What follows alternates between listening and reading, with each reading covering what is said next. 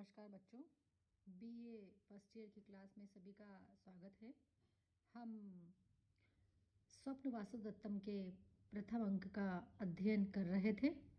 अभी तक हमने पढ़ा था कि आश्रम का दृश्य चल रहा है और वहाँ पर रानी पद्मावती है, जिसको कि योगेंद्र नाम का जो मंत्री है वो अपनी बहन बता करके पद्मावती के पास सौंप देता है कि ये मेरी बहन है और आप इसका ध्यान रखें, इसका पति विदेश गया हुआ है।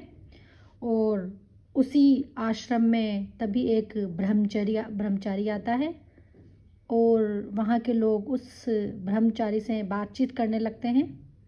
तब वो बताता है कि किस प्रकार से जो उदयन नाम का एक राजा है, उसकी रानी वासुदत्ता थी, वो जल करके मर गई और राजा जो हैं बहुत अधिक दुखी हैं, उसके शोक में बहुत परेशान हैं। तो ऐसे में योगेंद्रन जो छद्म वेश में वहाँ आया हुआ था, वो चिंतित हो जाता है और वो पूछता है कि क्या कोई भी उनका ध्यान नहीं रख रहा है राजा का। तो वो ब्रह्मचारी बताता है कि नहीं, ऐसी बात नहीं है। एक रुमणवान नाम का जो मंत्री है, रुमणवान नाम का, वो उसका काफ़ी ध्यान रख रहा है। वो किस प्रकार से ध्यान रख रहा है, इसी का वर्णन इस श्लोक में किया गया है। अनाहारे तुल्यः प्रतदत् रुदित श्याम वदनः शरीरे संस्कारम नृपति सम दुखम परिवहन दिवा वा रात्रो वा परिचरति यत्नै नृपतिम नृपः प्राणान् सद्ये त्यजति यदि तस्य अपि उपरमम्। तो वो बताता है कि वो रुमणवान नाम का जो मंत्री है वो राजा का बहुत ध्यान रख रहा है। किस प्रकार से?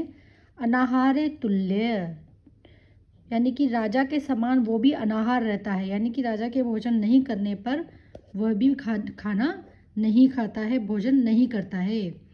प्रतत रुदित श्याम वदनः, प्रतिदिन रोते रहने के कारण, हमेशा लगातार रोते रहने के कारण उसका जो चेहरा है वो सूख गया है। जिस प्रकार की राजा का चेहरा सूख गया है, उसी प्रकार से रुमणवान का चेहरा भी एकदम उतरा हुआ हो गया है। शरीरे संस्कारम नृपति सम दुखम परिवहन, कि उसके शरीर के संस्कारों से भी नृपति सम, राजा के समान ही दुख वाले ही धारण करता है। कहने का तात्पर्य है, शरीर के संस्कार से यहाँ पे मतलब है कि पोशाक और वेशभूषा, हम जो भी शरीर पर धारण करते हैं, जो भी आभूषण या पोशाक जो भी धारण करते हैं, तो राजा जो है जिस प्रकार दुखी होकर के परिवहन धारण करता है, यानी कि अपना खुद का ध्यान नहीं रख पा रहा है राजा, अच्छी प्रकार से वेशभूषा वगैरह धारण नहीं कर पा रहा है राजा उदयन, उसी प्रकार से वो भी मंत्री रुमणवान भी अपने शरीर के संस्कार को रखता है, यानी कि वो भी उसी प्रकार से अच्छी तरह से अपनी वेशभूषा, आभूषण इत्यादि को धारण नहीं कर पाता है।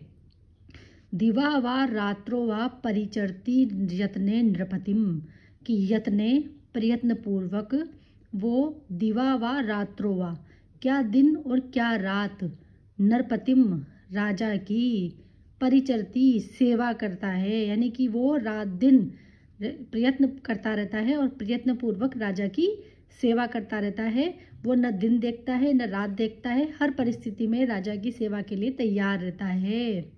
नृपः प्राणान सद्ये त्यजति यदि तस्य अपि उपरमम्, ये कहते हैं कि नृपः, राजा, यदि प्राणान, अपने प्राणों को, सद्ये त्यजति, शीघ्र ही त्याग दे, तो तस्य अपि, तो उसका भी, उपरम, शांत हो जाए, यानी कि अगर राजा, अभी उसकी ऐसी हालत हो गई है कि बिल्कुल राजा के जैसे ही वो रहने लगा है कि राजा अगर अपने प्राण त्याग दे तो वो भी मर जाए, वो भी राजा के शोक में मर जाए।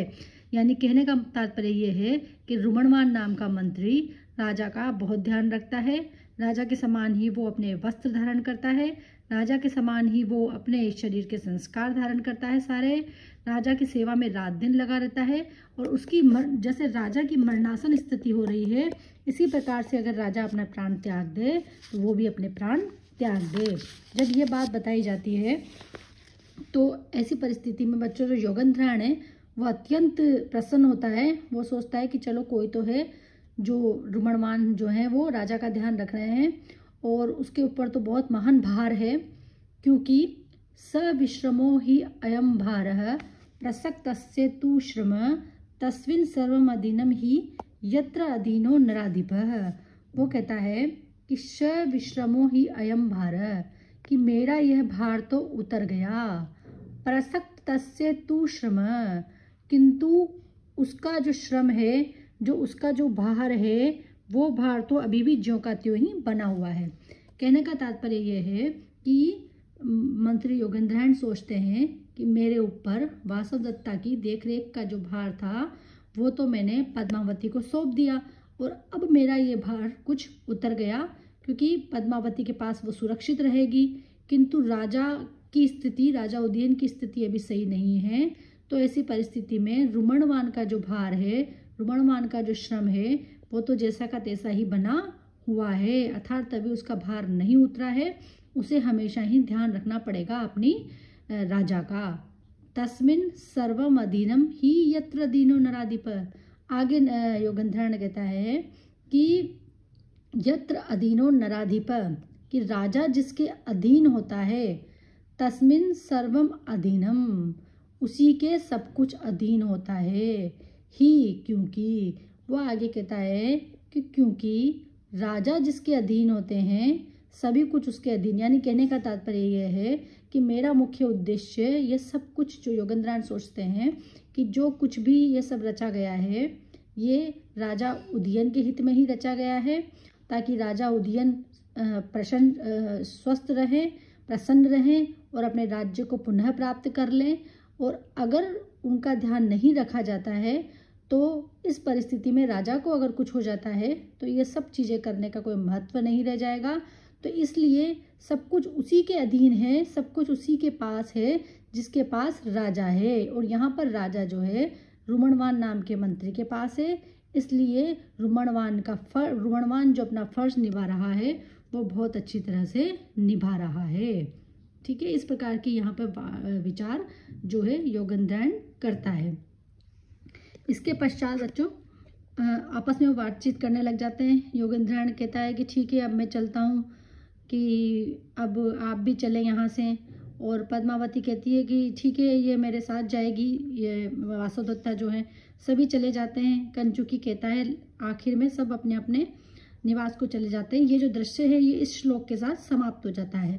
प्रथम अंक भी समाप्त हो जाता है और प्रथम अंक के साथ साथ ये जो